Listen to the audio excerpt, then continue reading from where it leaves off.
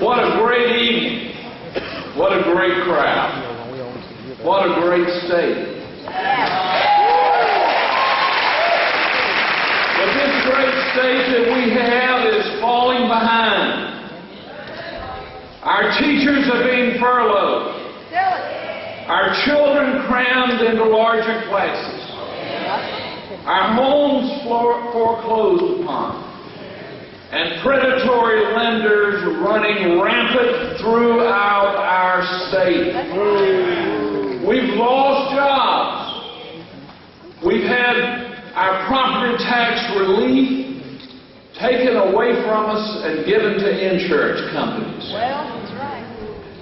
While the special interests get the tax breaks. Now, if you don't believe it's time that we fight back, then something is wrong with all of us.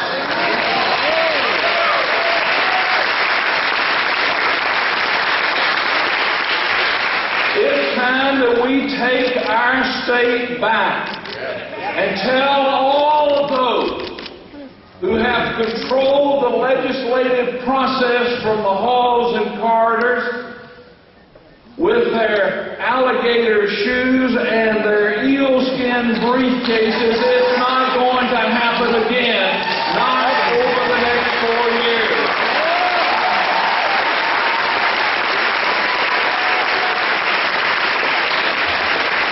We've seen a time when bankers and their lobbyists, particularly the lobbyists for the big banks, got their bonuses and bailouts, while you, the citizens of Georgia, lost your home.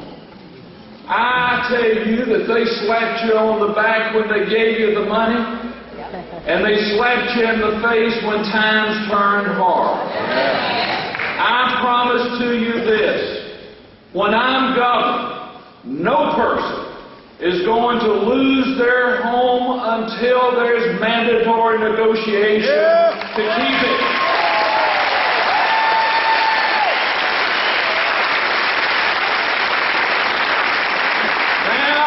The time to restore our schools where they should be. Now is the time to take our state back from the lobbyists and the special interests. Now is the time to put the people's interest ahead of the politicians.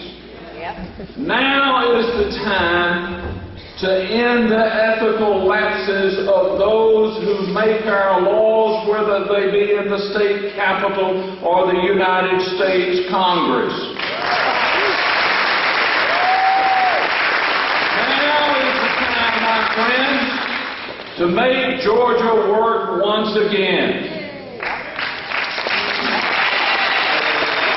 To end teacher furloughs, to end the building of fish ponds instead of paying teachers,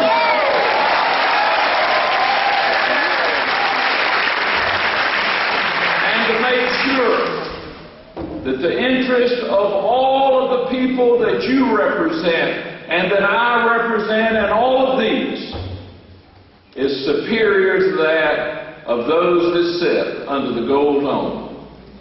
We've had enough deals made in the back room of the governor's office, and it's time to bring a little sunshine to all of this.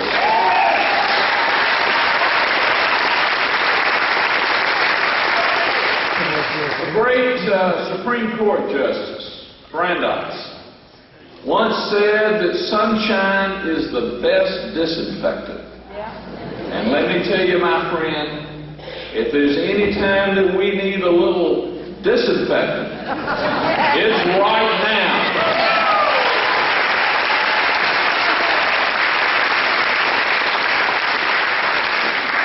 Nathan Deal is part of the team that brought Georgia to where we are right now. The team that gave tax breaks to the special interest. His team laid off our teachers and shortened the school year. Can you believe that? I was in yesterday in southwest Georgia. And a superintendent was telling me all the money I can pull together, I can only put children in school for 162 days instead of 180 days. When the rest of the world is sending their children to school for 200, 210, and 220 days a year, we're going in the opposite direction. Now let me ask you this.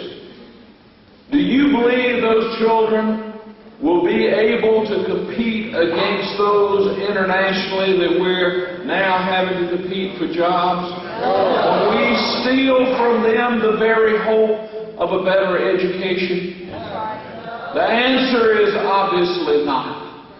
And would you come here right now to this state when the first thing that an economic development prospect always asks you is, tell me about your school system. Tell me about the skilled labor that I'm going to get from your school system. I've got a sad thing to report to you. That other team wants to do away with the public school system. They want to take a voucher and give it to their kids, and they don't really care about ours.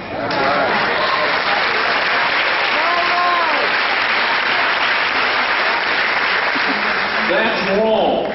And if we allow it to happen, it will be the greatest mark of moral retreat that has ever been witnessed in our history. Have you ever thought about what it is that makes this nation different from all of the other great civilizations? There have been great civilizations before us that had great education levels. Look at Socrates and Plato and all of those, and the Romans. Before that, the Egyptians. But what makes us different as a people is that we have said that the best education is available to every person, regardless of where they were born, the color of their skin, or who their mom and daddy were.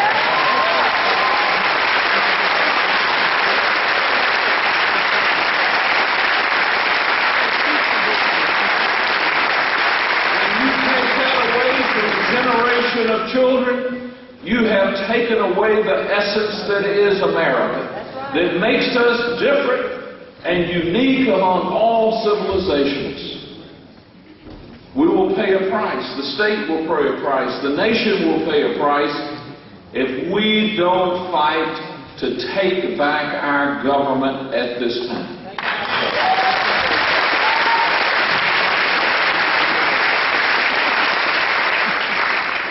I've told this story many times, but I'm going to tell it one last time. You've probably heard it. But we need to be reminded again. There are times when an election really makes a difference. And this is one of those times. We have a great example of when an election made a difference in a governor's office. The one I remember was in 1962. In 1960, the South was beginning to boom. We knew that it was going to become the center, the new industrial center, creating jobs and prosperity more than any other time in the history